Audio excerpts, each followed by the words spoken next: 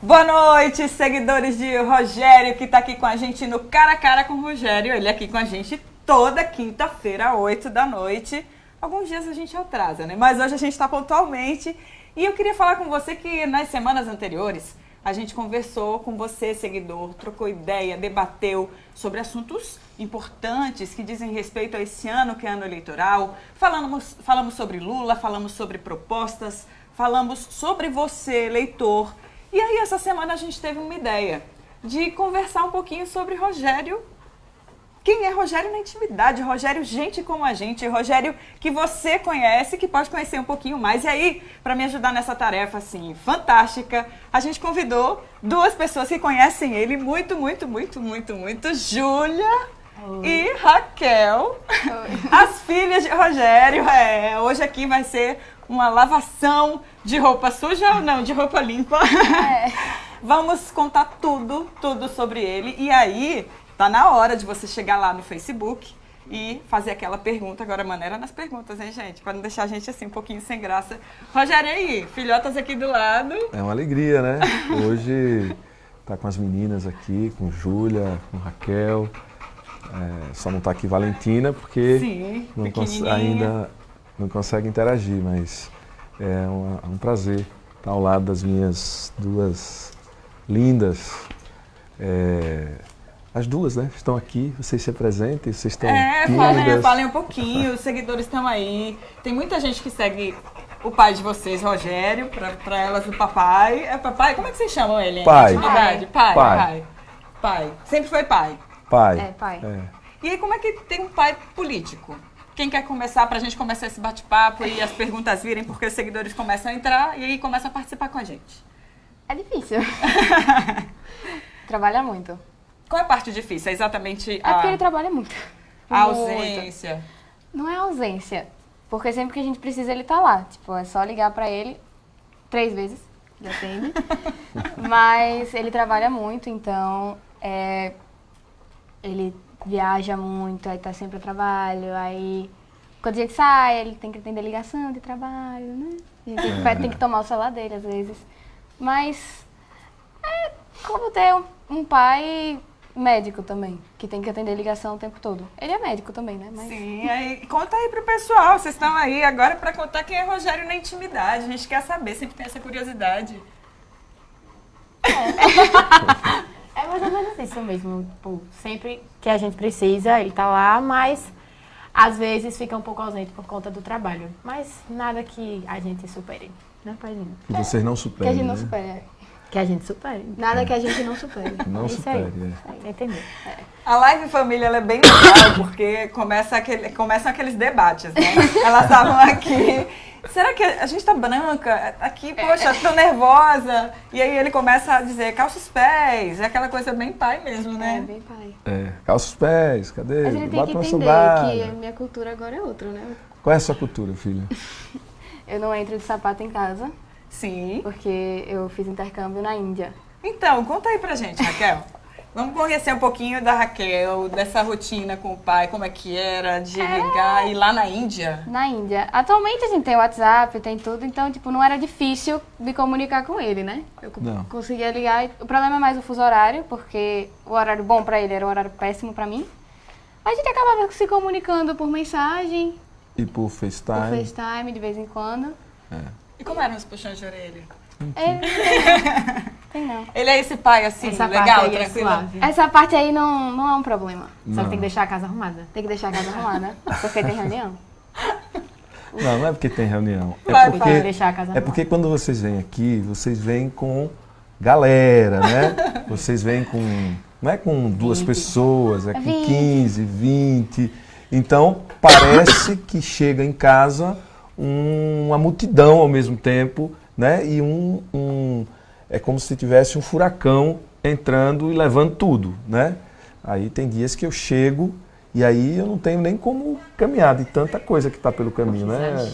Olha, exagero tá acontecendo, Não, tô exagero. sentindo, Não, mas exagero. eu sou organizada. Quando eu chamo meus amigos pra cá, a gente só suja um pouco o chão, talvez. Júlia, isso não- ela suja a casa inteira. Olha, Isso Júlia, isso começou, não é um hein? problema. Não. Isso é uma calúnia. E aí, Rogério, você são 3 meninas, 2 aqui, que já são assim 2 mulheronas. Como é que é conciliar essa vida da política com família, com filha, para estar presente, para elas hoje terem essa sensação de que você sempre está perto? Como é que foi? Como é que é? Como é que explica para os seus seguidores? Bom, primeiro, elas são 2 meninas muito inteligentes, têm uma cabeça boa, né? A gente sempre conversou de todos os assuntos, a gente não tem barreiras para conversar, a gente fala sobre tudo. Elas foram criadas sem preconceitos de nenhum tipo, né? Então elas têm uma formação que permite a gente ter um diálogo franco, aberto, sem barreiras, né? E isso aproxima, apesar da minha vida corrida, apesar de estar sempre longe, né? Ou distante, fisicamente, mas a gente tem uma proximidade muito grande porque não foi criado nenhum tipo de barreira entre nós, né? Então a gente fala sobre qualquer assunto. Quando a Júlia começou a namorar, não tive nenhum tipo de problema, né? Que foi a primeira que namorou, a Raquel. Uma vez ela arranjou um namorado e aí eu disse, traga aqui. Ah, mas ele não tem dinheiro para vir, eu pago o táxi dele, traga aqui. Foi, né? eu lembro. Então, Precisava contar isso agora. Então, Ai, não precisa contar. sim, mas é assim, a gente nunca teve nenhum tipo de barreira, nenhum tipo de preconceito, nenhuma dificuldade de falar sobre nenhum tema. Então isso aproxima verdadeiramente pai e filho, né? Então a gente discute sobre drogas, a gente fala de forma aberta, sobre sexualidade, a gente fala de maneira aberta, a gente fala sobre todos os temas. Elas têm a opinião delas sobre gênero, sobre política, ou seja, elas têm uma clareza de opinião própria e se posicionam e defende os posicionamentos delas, né? Às vezes tem às vezes a gente sai numa briga, assim, talvez. Mas... Tem muita divergência, vocês? Não. Nós 3 não. Mas assim, eu digo com outras pessoas. A gente às vezes sai no grito, no... Porque vocês percebem ambiente, que é diferente, assim, a educação que seu pai e a sua mãe acabou levando para vocês é uma forma diferente, de repente mais moderna, mais contemporânea, e aí há esse choque. E aí a gente acaba batendo de frente com as pessoas que têm um pensamento mais fechado, porque a gente acaba não compreendendo como é que alguém pode ter uma cabeça tão fechada assim. Aí porque a gente sempre foi criada num pensamento de mente aberta, tipo, todo mundo é igual, ninguém é melhor que ninguém, todo mundo merece ter as mesmas coisas, que ninguém tem as mesmas oportunidades na vida. Então, tipo, a gente sempre foi criada com isso. E pra gente é muito difícil entender que tem pessoas que não pensam assim. Então, pra gente é um absurdo, sabe? Pra gente é uma coisa natural que a gente aprendeu desde criança. E para e pensa, como assim? Tipo, uma pessoa do mesmo ciclo que eu não pensa assim. E aí a gente acaba saindo numa briga, assim, talvez. Uma discussão, Uma discussão, assim. Às vezes vira uma briga, mas... Às vezes, raramente. Às vezes, assim, uma vez ou outra, uma vez por ano. Mas isso é muito bacana porque hoje em dia a gente percebe que as pessoas estão querendo mudanças, transformações. Sim. E isso começa, inclusive, com essa aceitação da igualdade, não é, Rogério? Sim. É algo que as pessoas levam como bandeira, às vezes, de campanha, mas que a gente está vendo aqui através de suas filhas que você traz no dia a dia. Sim. Eu acho que ao longo da criação, né, e a mãe delas, a Ivana, também é uma pessoa extraordinária que tem um posicionamento muito claro, sempre é muito clara, é mais exigente, cumpre um papel de colocar alguns limites, mas a gente sempre fez as coisas de forma combinada, né? E essa ideia de passar informação sobre os temas e de falar de forma clara, aberta, de não aceitar nenhum tipo de preconceito, de julgamento prévio, isso sempre foi uma constante na nossa relação, né? Então, sobre se relacionar com qualquer pessoa, de qualquer etnia, de qualquer classe social. Quando elas eram pequenas, logo cedo a gente liberava elas para irem de ônibus para a casa da cuidadora delas, que era a Ilza, que até hoje mantém relação.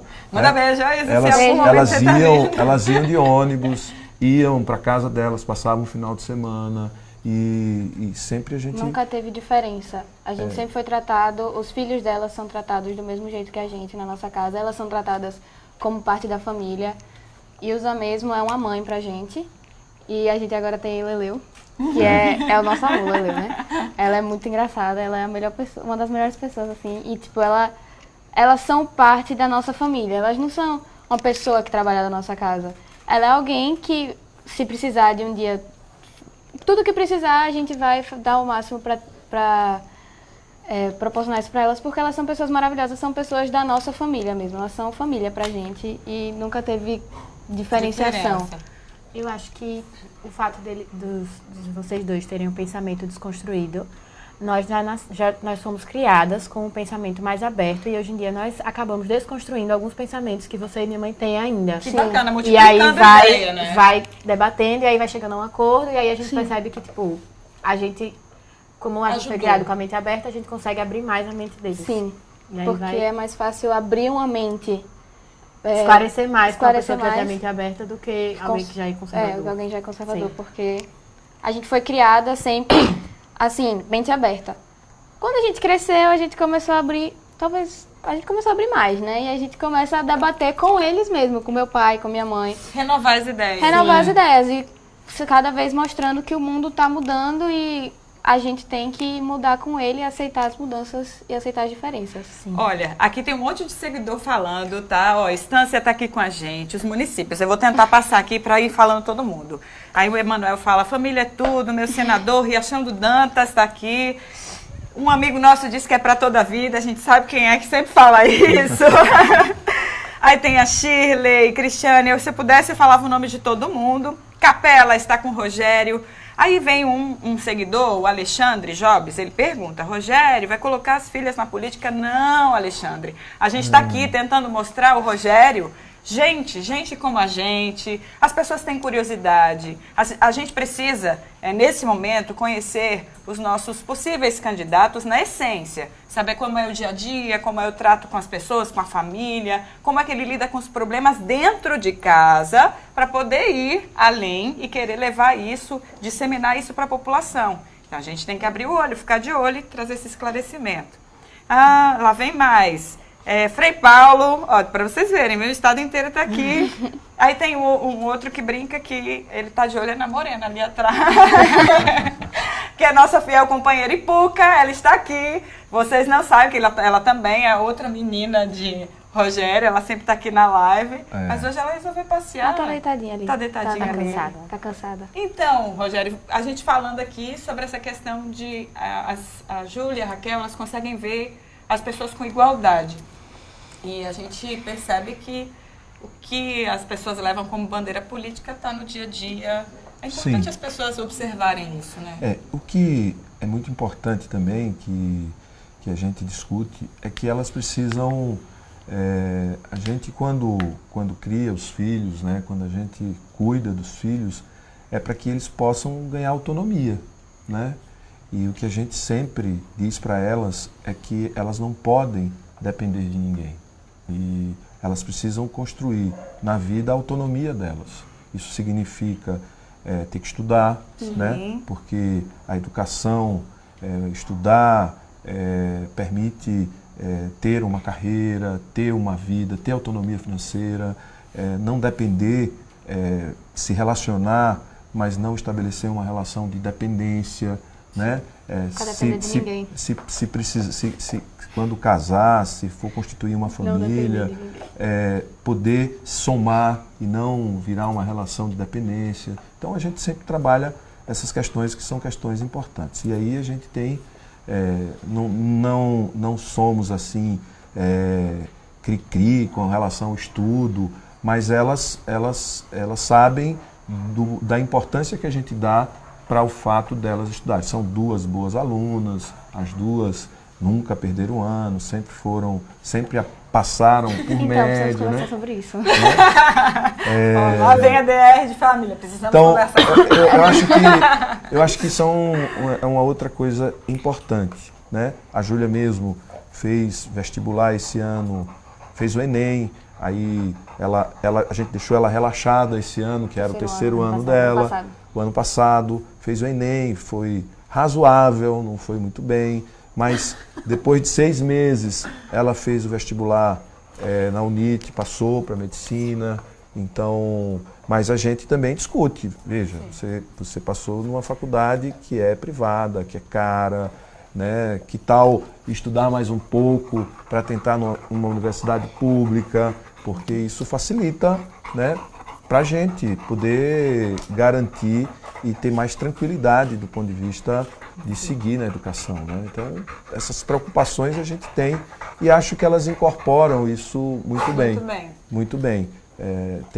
Tem liberdade, mas a liberdade vem acompanhada também com um grau de responsabilidade maior. As 2. Por exemplo, a Raquel passou um ano fora, né? Viajou com 16 anos, viajou sozinha, viveu com 3, 4 famílias quatro famílias diferentes. Sério? Na Índia, conviveu com gente de várias partes do mundo, né? E conseguiu se relacionar, conseguiu encarar o desafio de ir para um país diferente, completamente, distante, né? Depois né? de quantas coisas mais Eu acho estranhas lá. eu acho que esse é um equilíbrio bom que tem. E acho também que quando a gente é aberto na relação e conversa claramente com os filhos, a gente consegue que eles assumam um pouco mais de responsabilidade sobre si, né? Sim. Elas, no caso, passam a ter mais responsabilidade. Então, a gente sabe que não dá para controlar tudo, né? Se vai namorar, se não vai namorar, mas precisa tomar alguns cuidados, que vai sair, não vai beber, não olhe. Como não, né? Se está no meio, se na idade delas as pessoas natural, né? bebem, se divertem. Agora, é preciso tomar alguns cuidados, né? Não embarcar para fazer parte de uma tribo, né? De uma tribo a qualquer custo, né? As tribos também podem trazer danos, né, para elas se não tiver uma crítica. Então é importante que tenha uma crítica, que elas tenham essa crítica, e acho que até o momento a gente consegue ver que elas conseguem ter uma relação crítica, inclusive com o universo que elas transitam. Eu acho isso bacana também. Olha, dona... sim, perdão, Júlia. Eu acho que existe um equilíbrio na questão de responsabilidade e de liberdade que vocês dão pra gente. Tipo, a gente pode sair, pode se divertir, pode namorar, só que ao mesmo tempo a gente tem que dar um retorno na nossa obrigação, que é estudar. Então, tipo, a vida inteira na escola a gente tinha que ter uma média, que eu não lembro agora quanto era, mas tinha que ter uma média... Uma média acima da média da turma. Acima da média da turma. Pelo menos em um ponto. Aí, mas aí também, se tivesse a média acima da turma, podia sair pra onde quisesse, podia ficar o final de semana na casa da amiga, podia viajar. E aí a gente ia... Construindo isso, né? Equilibrando os 2 pontos. E a gente aprendeu a viver sem depender de pai e mãe, entendeu? Então, tipo assim, eu morei um ano sozinha, um ano fora, não sozinha, eu tinha família lá, mas ao mesmo tempo, eu tinha muita liberdade, eu não tinha que ficar, eu não dependia de pai e mãe, eu dependia de uma instituição, eu devia a essa instituição. E lá você tem que aprender a se controlar e aprender os seus limites, as suas responsabilidades, o que você pode, o que você não pode fazer, as suas regras. E isso tudo foi bom a minha criação, porque eles me ensinaram assim, ó, tem regras, você tem que cumprir isso, você tem que fazer isso para poder fazer aquilo. Você não pode só ir pra festa todo final de semana e não querer nada com a vida. Você tem que dar um retorno de escola, um retorno de estudos e tudo mais. A gente tá vendo aqui, ó. Agora a Dona Odete, seguidora, tá reclamando, dá um alô pra ela. Oi, Dona Odete, tá aqui assistindo, tá gostando? E através do Instagram, as pessoas também estão fazendo perguntas. Eu vou começar a fazer as perguntas. Tem para vocês, tem para ele. Aqui é para ele primeiro. Gilson Barros pergunta, Rogério, eu gostaria de saber se o candidato vai olhar ou tem algum projeto que venha gerar empregos para os jovens, que são vítimas desses políticos corruptos que estão no poder. Olha, eu acho que... Acho não.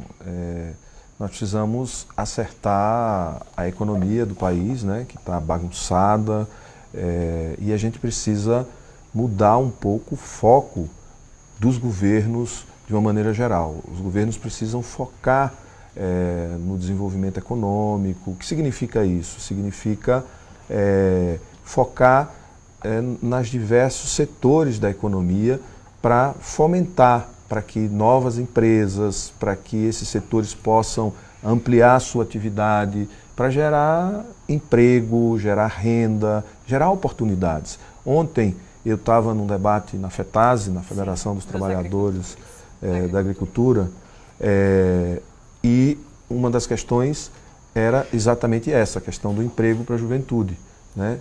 Então, se você não tem estímulo para a atividade econômica, você não vai ter emprego para a juventude, você não vai conseguir colocar todas as pessoas que estão prontas para entrar no mercado.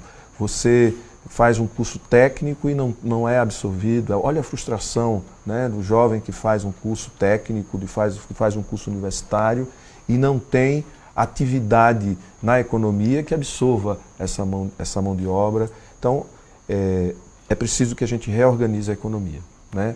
E reorganizar a economia significa que o Estado tem que fazer investimento, que o Estado tem que ampliar seus serviços, mas é preciso também que o Estado foque nos setores privados como com fomento, né, com incentivo, com aporte de conhecimento, novas tecnologias, para agregar valor à produção agrícola, para poder desenvolver setores industriais incipientes do nosso estado, para desenvolver o turismo, que precisa ampliar a sua capacidade de gerar emprego, de gerar renda.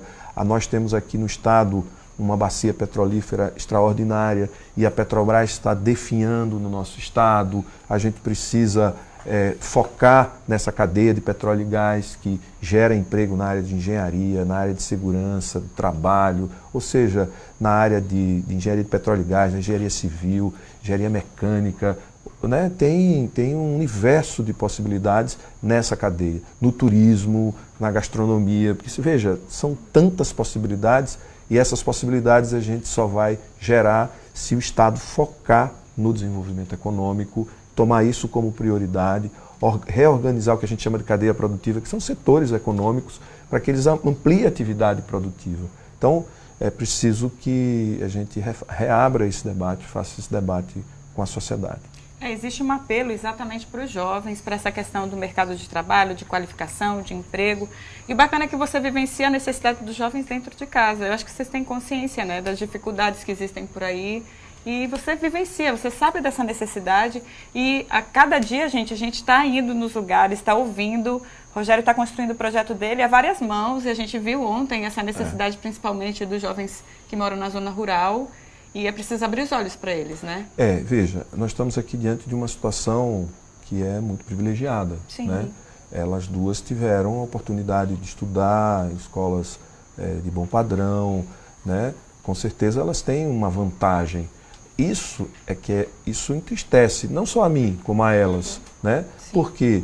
Porque essa oportunidade deveria chegar para todos. Elas cresceram na igualdade, né? Na igualdade, exatamente. Então, é um desafio que toda a sociedade precisa encarar. Ou seja, não pode pensar em resolver o problema da nossa família e dos nossos filhos. A gente tem que pensar que se a sociedade caminha toda, né, a gente perde menos jovens para o crime, a gente ganha bastante, a sociedade ganha como um todo. Né? Olha, a Ivana, a mãe dela, está assistindo. Oi, Ivana.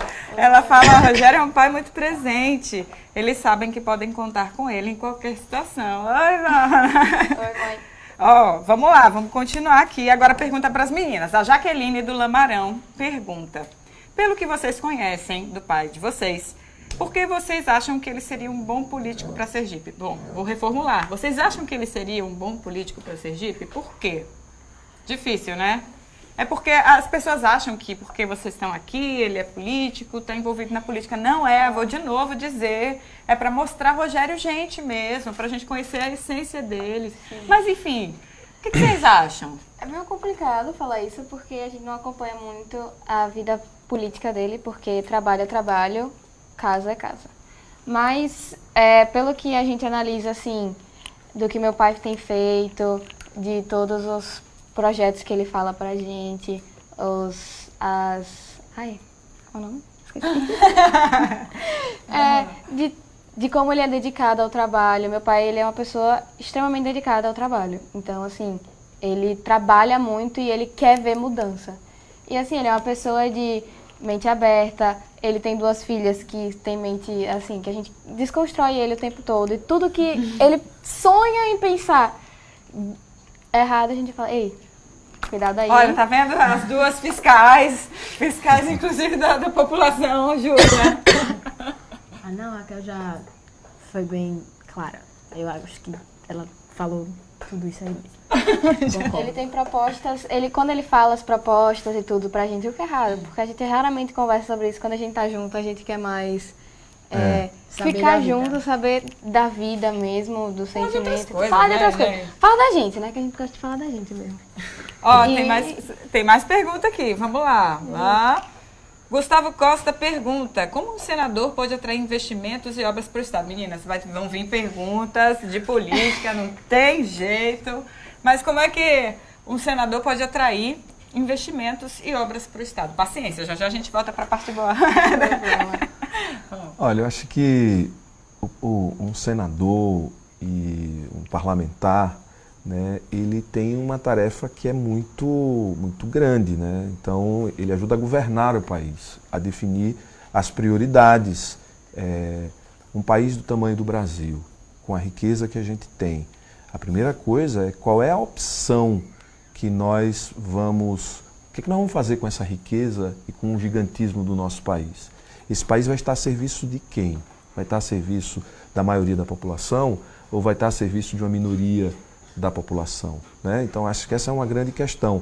Nós vamos estar defendendo posição no plenário do Senado que amplie os direitos das pessoas de uma maneira geral. Nós vamos garantir que as pessoas possam ter acesso à educação e escola de verdade, né? Vamos garantir que vai ter mais recurso para a saúde, para que a gente não tenha tanto sofrimento, tantas pessoas sofrendo por falta de recursos na área da saúde, né? Nós vamos garantir que vai ter linhas de crédito para estimular o crescimento econômico e o desenvolvimento de novas empresas locais que possam gerar emprego e ficar no local, né? Linhas de créditos focada em alguns projetos para promover o desenvolvimento econômico, né? E, obviamente, que o parlamentar que tem capacidade, está preparado para fazer o debate político, também vai discutir os grandes investimentos. Por exemplo, a BR-101, por exemplo, a reativação a plena capacidade da Petrobras. Isso significa poder fazer investimento em redes para levar gás natural às diversas regiões do estado. Isso atrai e permite você ter uma base industrial em cada região com energia mais barata, que torna o empreendimento mais viável. Então, viabilizar recursos depende da qualidade e do preparo do parlamentar para defender várias iniciativas que possam e tem que ter um direcionamento, né? Porque você garantir que vai ter investimento para trazer uma grande empresa e que vai beneficiar acionistas dessa empresa somente, isso é bom porque gera um pouco de emprego, mas não muda a realidade das pessoas. Você precisa também ter o foco para garantir que os investimentos venham para mudar a vida das pessoas que trabalham no campo, para mudar a vida de quem tem um pequeno negócio na área do turismo, para mudar a vida de quem tem uma fábrica, uma pequena metalúrgica que pode se transformar numa média metalúrgica, localizado numa determinada região. Ou seja, tem que ter um certo direcionamento de como esse investimento vai vir. Porque ele precisa vir para gerar desenvolvimento, para gerar riqueza, para distribuir um pouco dessa riqueza com todas as pessoas. Porque senão a gente reproduz um modelo em que vem uma grande empresa, não paga imposto porque tem isenção, ela pega a nossa força de trabalho e leva a nossa riqueza embora e depois deixa tudo aí deixa vazio. tudo aí vazio e vai embora. Então, esse é um grande desafio. Vamos a mais perguntas, então lei. Opa! Agora do Instagram, Edgar Filho pergunta: meu senador, a candidatura do nosso presidente Lula está firme? Está firme, né? O presidente Lula, ele continua candidato, vai ser candidato. Dia 15 de agosto a gente vai registrar, vai entrar com pedido de registro da candidatura dele, né? Ele representa para o Brasil e para a população uma opção de governo que mudou a vida dos mais pobres. E isso a gente vê nessas caravanas que nós estamos fazendo, já passamos em 50 cidades, em povoados, em bairros pobres, em bairros de classe média. A gente vê a alegria das pessoas quando a gente leva a mensagem de Lula e a gratidão das pessoas. Por quê?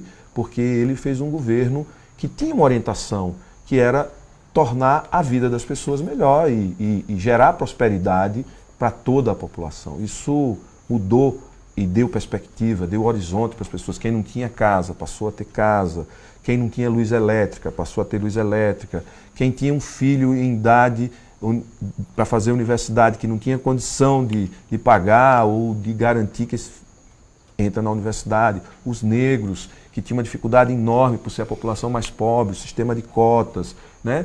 Eu tenho 2 filhas que são brancas, elas entendem que o sistema de cotas é fundamental, fundamental, entendem, né? Claro, e defendem, por quê? Porque eles ficaram isolados séculos, né? Então, historicamente tem, né? Então eu acho que o Lula, representando tudo isso, é fundamental que ele esteja presente na disputa eleitoral e o PT manterá o presidente Lula candidato até o fim. Vou fazer outra pergunta complexa, depois a gente vai fazer umas perguntinhas mais leves, tá, gente? Pra gente saber um pouquinho mais da intimidade, porque os seguidores dele, cada vez que vem ele assim disposto, começam a perguntar, querem saber tudo sobre os projetos do nosso futuro senador. Carlos do Marcos Freire. Rogério, você tem 3 filhas que estudam ainda. O que você pode fazer pela nossa juventude que precisa de uma educação de qualidade e digna? A preocupação exatamente é com a educação, né? A gente sabe que para mudar a realidade do país, um grande pontapé é a educação. Olha, eu acho que no governo da presidente Dilma, a gente aprovou, primeiro, o sistema de partilha do pré-sal, onde todos os recursos arrecadados, né, iria para um fundo estabilizador e um fundo garantidor da educação no Brasil. 75% de tudo que fosse arrecadado no pré-sal era para ser aplicado na educação e 25% na saúde. Infelizmente, nesses 2 anos de governo de Temer, eles acabaram com o sistema de partilha praticamente e já não vai ter mais dinheiro não vai sobrar mais dinheiro porque eles deram isenção às empresas para explorar o pré-sal, isenção essa que retira o dinheiro que seria para a educação. Então, é preciso que a gente reconstrua essas bases para ter recursos para financiar a educação de qualidade. E eu defendo, primeiro, que a gente tenha uma escola com um determinado padrão, certo? A gente não pode pensar numa escola que não tenha uma infraestrutura capaz de oferecer diversas linguagens. O que eu chamo de linguagem? Porque o que é linguagem? O que inclui uma pessoa? O que inclui, primeiro, eu, como médico, né? O que inclui? Primeiro, a criança ela aprende a falar, né? Então ela dá um passo, ela vai se incluindo na família. Depois, ela aprende a escrever, ela se inclui na sociedade. Depois, essas crianças elas precisam incorporar outras linguagens. Outra língua, a língua estrangeira, precisa incorporar a linguagem da arte, que é uma linguagem universal, como a música, como a dança. São linguagens que faz as pessoas evoluírem. Né? E para isso a gente precisa ter o esporte. O esporte não é só para ficar com o corpo bonito. Não, é uma linguagem. É uma linguagem que estimula a competição com regras, com limites, disciplina, superar desafios, ter meta. Né? Então, veja, perdas e ganhos. Né? Trabalho em equipe. Trabalho em equipe. Né? Então, essas linguagens, elas precisam ser incorporadas para incluir a nossa juventude. E isso, a gente precisa repensar o que é a escola. Né? Porque é ali que se materializa grande parte da educação e o futuro, não é isso? O que é a escola? Então, acho que a gente precisa fazer um grande debate sobre essa escola. Veja, no passado, as pessoas tinham dificuldades de se locomover até a escola, principalmente na zona rural. Viajavam 12, 18 quilômetros a cavalo, de bicicleta, a pé, para ir para a escola. Você imagine isso, quantas pessoas conseguiam ter energia para poder frequentar a escola. Né? O meu pai e a minha mãe, por exemplo, tinha escola alguns meses no ano, depois ficava na roça. Né? Conseguiram estudar até a 4ª série primária, depois não dava mais. Né? E hoje, com o caminho da escola, que foi o programa do governo Lula, que praticamente criou o sistema de transporte escolar, isso permite que você possa construir escolas maiores, escolas mais equipadas, que possa abrigar o maior número de alunos e criar uma comunidade escolar que seja mais capacitada para aportar, para disponibilizar para a nossa juventude essas linguagens que eu estou falando. Né? A linguagem do esporte, a linguagem da arte, a linguagem da organização social, da sociologia, do governo. Ou seja, isso é fundamental. Como fazer isso? Tem várias formas, tem que ter recursos, mas também é possível reaproveitar parte dos recursos que a gente tem hoje. Né? Por exemplo, as empresas que prestam serviços, então tem o transporte, tem a merenda, tem a higienização da escola, tem a manutenção predial, tem uma série de serviços que esses serviços poderiam ser prestados por uma empresa e essa empresa ter a responsabilidade de construir, de estabelecer o padrão dessa escola e ter um contrato mais longo, fiscalizado por pais, alunos, né? E o governo ficar focado na questão pedagógica, da docência, do acompanhamento do desempenho estudantil. Acho que tem muito debate para ser feito e é preciso de muita qualidade nos parlamentares para poder fazer esse debate, fazer isso acontecer na prática, né? Dar o próximo passo, porque os governos de Lula e Dilma deram passos importantes, você precisa dar o próximo passo. Né? Por exemplo, a criação que foram criadas mais de 400 escolas técnicas no Brasil. E aí, né? Eu vou puxar a sardinha para Rogério, que se empenhou bastante para trazer os institutos federais para o interior, não foi, Rogério? Enquanto deputado, o campus da Universidade de Lagarto. Fala um pouquinho sobre esse seu direcionamento educacional. Eu, quando fui deputado, a gente ajudou, né, o reitor Ailton Ribeiro, reitor do IFES, a trazer os campings do IFES para Tobias Barreto, Poço Redondo, Propriá e Nossa Senhora do Socorro, além do campus da Universidade Federal de Sergipe, em Lagarto, a criação do Hospital Regional, né, que foi construído, que já virou Hospital Universitário. Construímos, eu fui relator da criação da Empresa Brasileira de Serviços Hospitalares, que absorveu o Hospital do Lagarto, eu fui o relator, fui eu que escrevi a lei, que junto com o Ministério do Planejamento à época, eu fui o relator e presidente da comissão e depois relator de plenário desse projeto de lei que criou a EBSER. Nos meus primeiros 10 anos como profissional, eu trabalhei com educação médica, participei da maior pesquisa de educação médica da América Latina, fiz mestrado na área de educação. Quando fui estudante nós levamos o curso de medicina de cirurgia para o hospital universitário, levamos o curso de medicina para o meio da comunidade. Então, eu acho que são iniciativas dessa natureza que podem influenciar e impactar.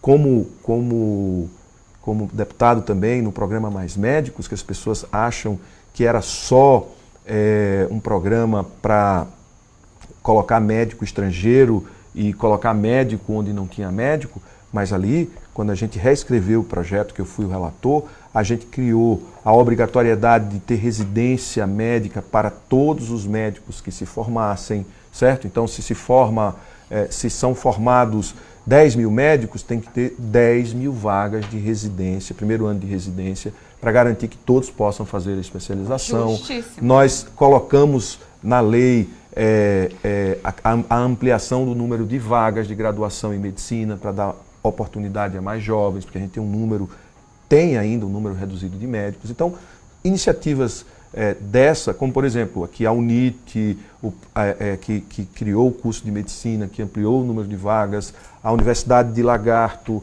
que criou e está ampliando o número de vagas, decorre um pouco do programa Mais Médicos, que foi aprovado e que permitiu a ampliação dessas vagas. Então, são iniciativas dessa natureza que eu acho que pode ajudar. E não é só, você precisa pensar na mãe que trabalha, na creche, na educação infantil, tem que pensar na criança que entra no ensino fundamental, tem que pensar no ensino médio, onde o risco que a juventude corre de se perder e ser cooptada para atividades não construtivas. Então você precisa ter uma escola com formação técnica, Uma escola que traga interesse aos alunos. Eu acho que é a parte mais Por favor, importante. Aí, ó, por favor, eu acho que elas devem, inclusive, participar mais da política como assessoras do pai. Vai lá, fala, filha. Calma, eu acho que o fato do interesse estudantil é o ponto principal. Porque, tipo, quando você é criança, você vê muitos assuntos que não vão fazer a mínima diferença na sua vida. Então, eu acho que, tipo, a gente deveria ter aulas de cozinha, aulas de costura, aulas de limpeza doméstica, aulas sobre governo, que é muito importante. Sim. Eu tive aula no curso que eu fiz de inglês sobre governo e, tipo, é algo esclarecedor. Você aprende o funcionamento do estado que você vive. E eu acho isso fundamental para uma educação de qualidade. Economia é muito importante também, eu tive. E, tipo, quando eu estudei fora, eu tinha 6 aulas, eu tinha 6 matérias só. Era a língua de lá, o hindi, o inglês, eu tinha economia, ciências políticas e história, só. E a economia, assim, eu lembro que eu tive que fazer um intensivo para fazer uma prova e pegar meu certificado e tudo mais.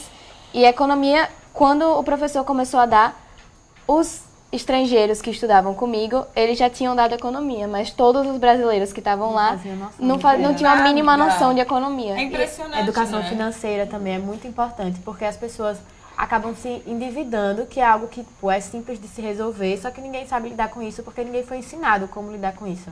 Então, educação financeira, cozinha, costura, porque tem muita gente que sai da escola sem estar preparado para a vida, que era para ser a real função da escola. Sim. Então, eu acho que cabe, no quesito da educação, uma reforma estrutural, uma reforma de conteúdos. Não é necessário aprender o que são a reprodução de briófitas e pteridófitas e vários tipos de funções matemáticas, mas é necessário aprender a lidar com a vida, e com o cotidiano e com as responsabilidades que você vai ter que ter. Tô dizendo. Nossa senhora, me deu uma aula agora, um banho. Tá estudando pra mim, né, gente? Como é que estuda pra fazer redação? O vestibular também é meninas, um sistema. Júlia, o que você está falando é muito importante, porque a gente vou tirar por mim, vou puxar a sardinha para a Júlia, a gente se vê perdida em determinadas situações, já macaca véia, mas assim, se vê perdida porque não teve essa consciência desde o início. Sim. A profissão que eu exerço é jornalismo e permite que a gente amplie um pouquinho o conhecimento. Mas nem todas as profissões são assim, vocês estão dando uma aula aqui para... Rogério, anota aí, coloca como proposta, porque... O negócio eu acho que seria fundamental para amenizar a evasão escolar, tipo, eu acho que o principal ponto é a falta de interesse, que os alunos não têm, no caso, interesse, porque é algo que não vai contribuir em nada com eles na vida adulta, na vida profissional deles, já que a grande parte não vai entrar na universidade. Eles deveriam ter a oportunidade de aprender a lidar com coisas do cotidiano. Sim. Nossa, aí, Por exemplo, gostaram? Juliana, por exemplo, fale mais um pouquinho sobre essas coisas do cotidiano. Na escola a gente não aprende Justamente. a pagar imposto, Não pagar aprende IPTU, essas coisas, IPVA, não aprende, como é que fala? Educação sexual, educação de gênero. Como é o negócio emocional que tem também, que eu esqueci agora o nome.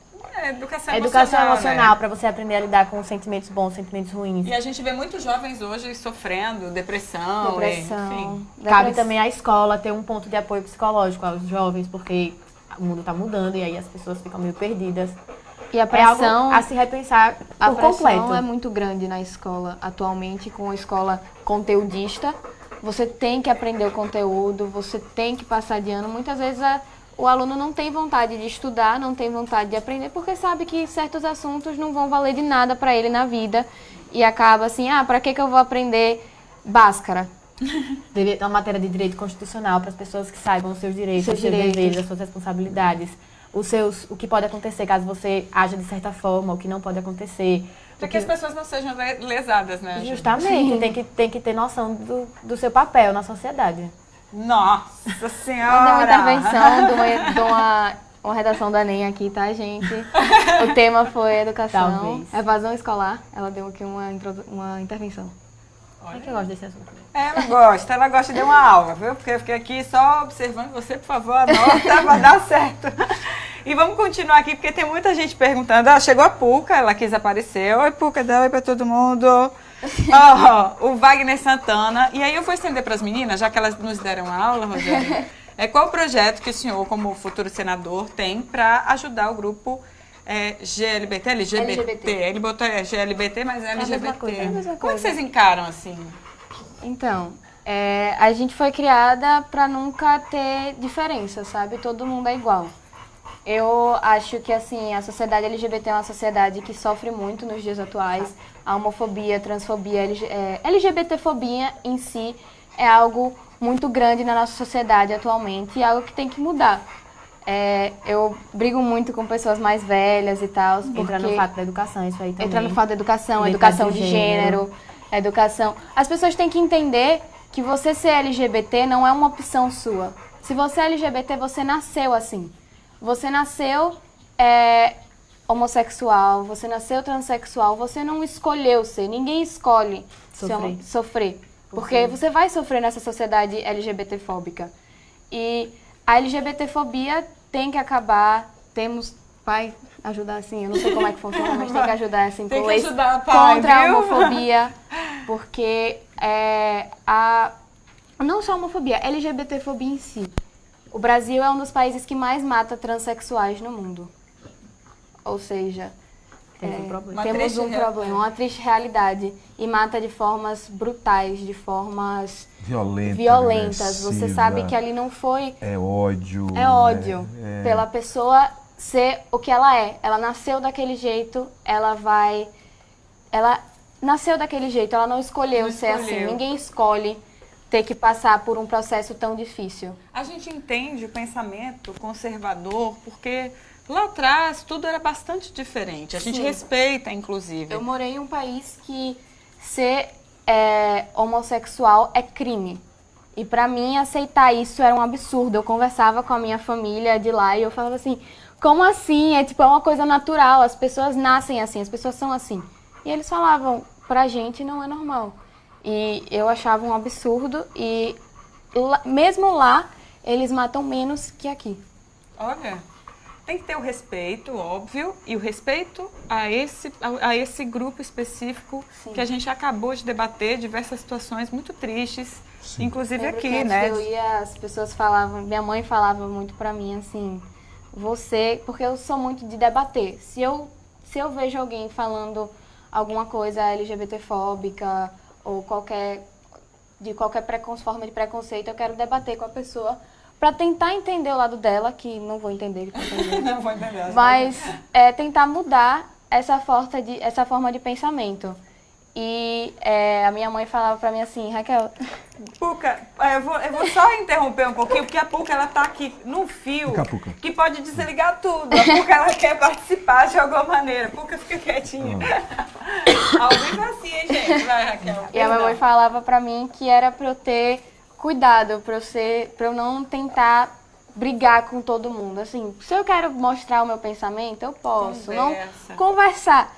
Mas entender que é o pensamento deles, óbvio, é um país, é uma cultura de um país, uma cultura diferente, mas aqui no Brasil eu acho inadmissível a gente ainda ser um país tão homofóbico, lesbofóbico, transfóbico e tudo mais. Aí eu vou pegar o gancho, já que a gente está falando de algumas questões polêmicas, e a gente mostra através das meninas como é que foi essa...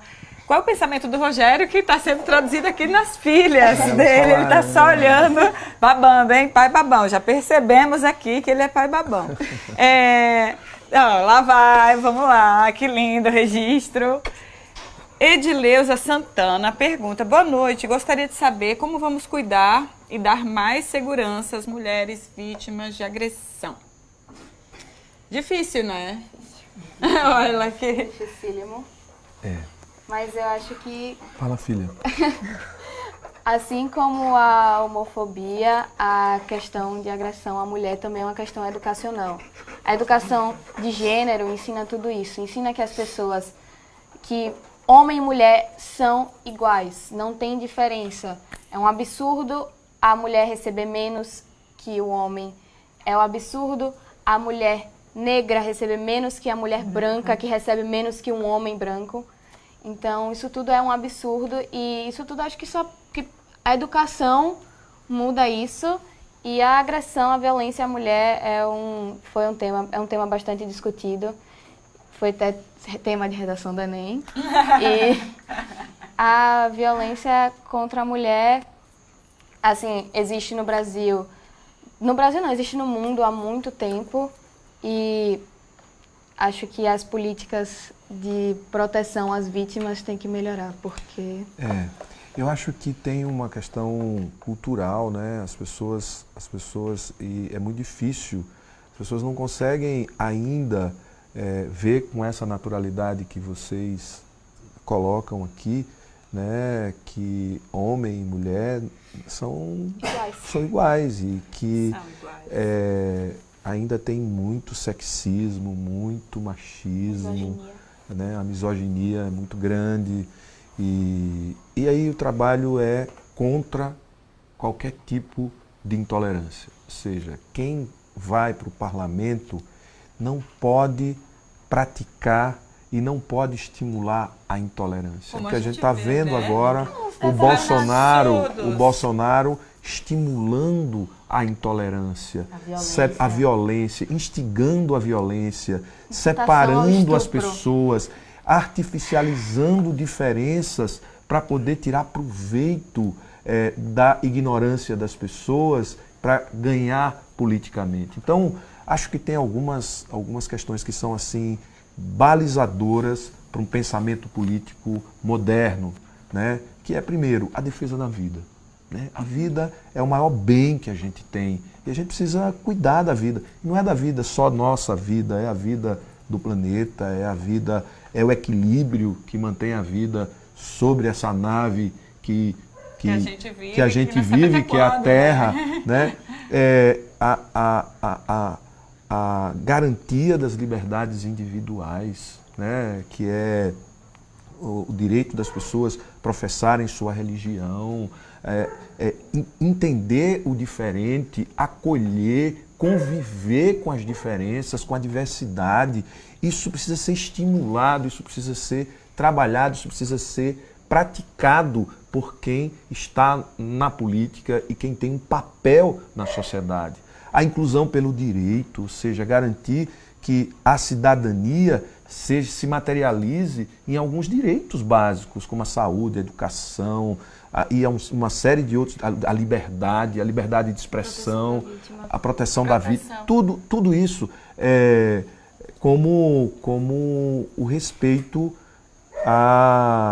eu acho que a cultura da paz, da convivência pacífica, ou seja, quem está na política e quem se propõe a exercer um mandato público, tem que ter essa construção, porque é uma construção que agrega, que junta, que faz a sociedade caminhar com mais harmonia, de forma mais Acho mais que tranquila. um dos grandes problemas da agressão à mulher no Brasil atualmente é a culpabilização da vítima. Muitas vítimas não prestam queixa, não vão fazer BO, não vão fazer nada disso porque chega na delegacia e o delegado, delegada, qualquer um, eles vão culpar a vítima, vão falar assim, mas você estava vestindo o quê? Você não deu brecha? Você não sai de casa. Você tem certeza que você falou não? Você tem certeza que você não foi um talvez, que você deixou claro que você não queria? Isso tudo não pode acontecer. A vítima é vítima. A vítima nunca vai ser culpada, independente da roupa que ela estava usando, do que ela bebeu na noite, Do que ela falou. do que ela falou. Do que aconteceu. Não existe, eu acho que não existe agressão maior do que a invasão não consentida. Ou seja, o abuso, né? O estupro não, o assédio já é uma grande agressão, porque é não consentido. Tudo que não é consentido é humilhante, é ultrajante, né? É isso mesmo, filhos. Um dos grandes problemas aqui no Brasil é a culpabilização da vítima mesmo. Tipo, a vítima ela não tem coragem de fazer nada porque ela sempre vai ser a culpada, no final das contas, por uma sociedade machista e... é isso. O Rogério ele tem bastante consciência, não é, Rogério? Que Tem, isso tem que ser levado a sério. Isso não pode ser discurso, isso tem que ser praticado. Eu acho que existe o fato da prevenção, que vem com a educação, mas também tem que haver a ação Após o acontecimento. Pós-acontecimento, pós-agressão. Tem que ter uma estrutura que receba a mulher de forma mais acolhedora. Para que ela não sofra violência psicológica, violência física, violência sexual. Tipo, por exemplo, a mulher agredida, ela não pode ficar dentro da casa com o agressor, que é o que a maioria das vezes acontece. Uma criança agredida sexualmente não pode ficar na mesma casa que o agressor, que a agressora. Não pode. Tem que haver um sistema de acolhimento para as vítimas desses casos. Quando eu fui secretário estadual de saúde, nós criamos, na antiga Ildete Falcão, um centro de acolhimento a vítimas de violência. Ali a gente criou um ambiente protegido, né, para acolher, porque não tem nada mais difícil do que a mulher revelar e ela ter condição de se... Porque é primeiro a vergonha, né? É uma situação tão ultrajante, o medo, a vergonha do que aconteceu com ela. Então é preciso ter um ambiente propício para acolher, para encaminhar, para encontrar a solução para o problema, se é policial, se é do ponto de vista da assistência social, o que precisa ser feito. Todos os recursos a gente mobilizava dali, né? Mas, infelizmente, eu não sei, acredito que não funcione mais. Bom, vamos continuar, porque a gente já está no finzinho da nossa live, do nosso cara a cara. Tem uma pergunta da Madalena que volta àquela questão do emprego. Eu acho que ela estava nos assistindo, mas eu vou trazer para que as pessoas saibam que ela estava aqui participando. Oi, Rogério, sou de Santa Luzia do Itanhi.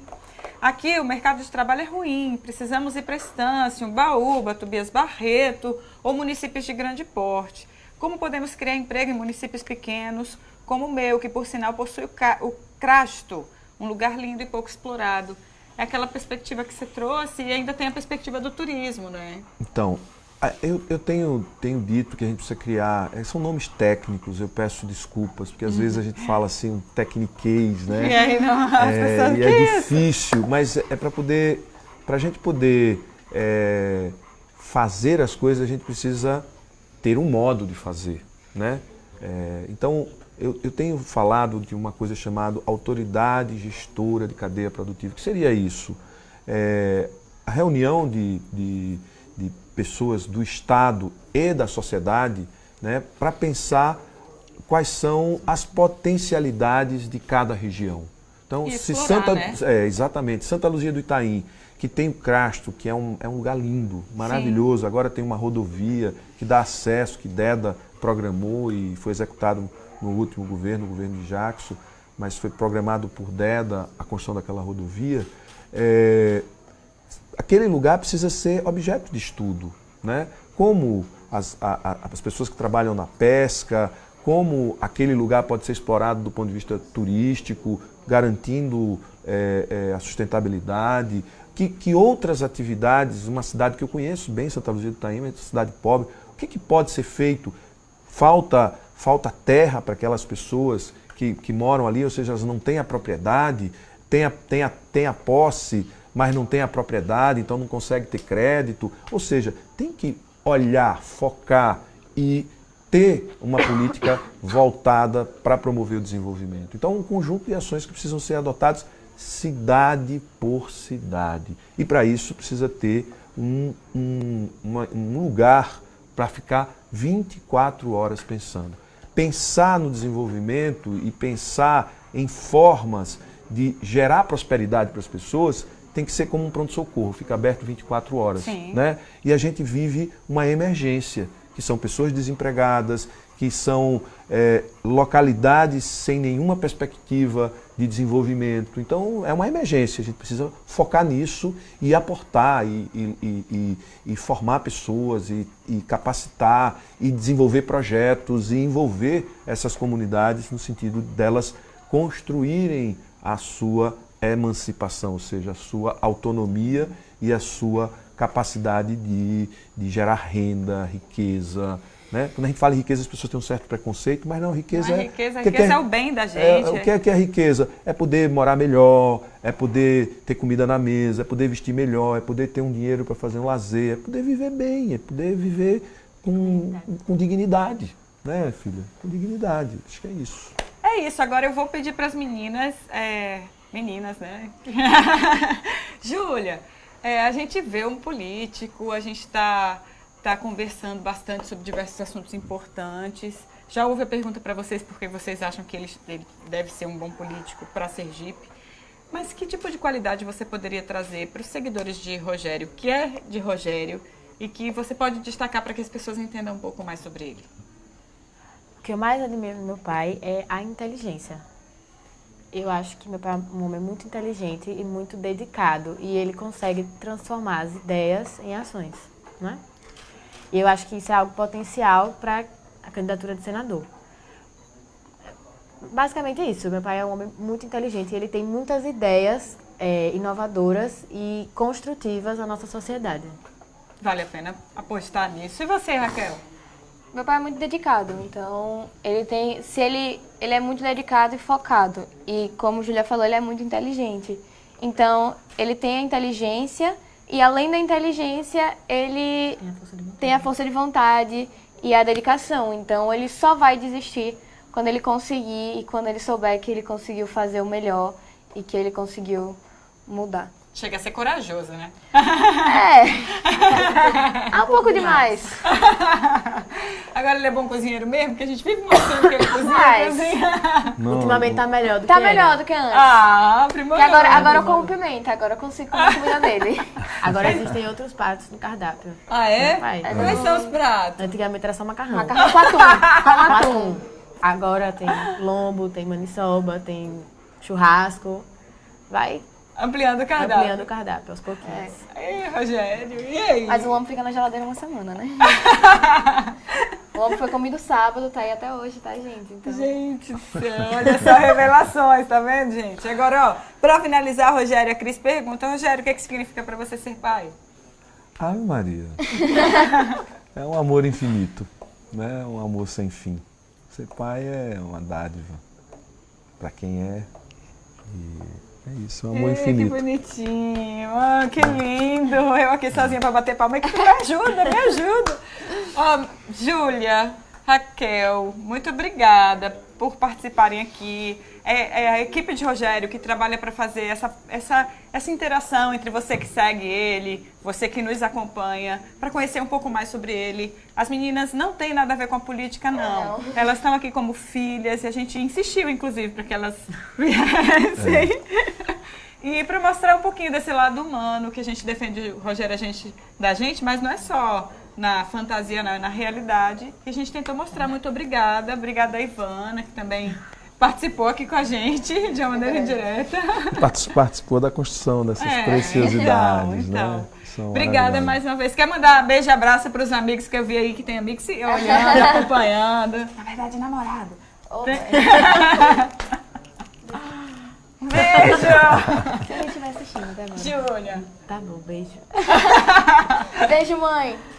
Beijo, mãe. Rogério, um recado para os seguidores? Eu queria agradecer a todos os seguidores e seguidoras que nos acompanharam hoje nessa live aqui mais light, né? Mais light Mais mesmo. light. Light, né? E aqui ouvindo essas preciosidades que saíram delas, né? Que Bastante pérolas, que você anote bem no caderninho. que e me coloque em prática. deixa muito feliz em saber que elas têm uma visão de mundo includente, né? Eu acho que essa é a palavra, includente. O diferente não é para ser excluído, o diferente é para tornar mais bonito, mais colorido, mais rico, né? Então a gente não deve nunca excluir, a gente deve incluir. E eu acho que aqui a gente teve uma aula delas de como incluir. Parabéns para vocês duas. Ok, obrigada, gente. E você, seguidor, Obrigado, muito viu? obrigada pela companhia. Foi uma audiência bacana, viu? Obrigada mesmo. Até a próxima semana, com cara a cara, toda quinta às 8 da noite. Um beijo, tchau. Tchau.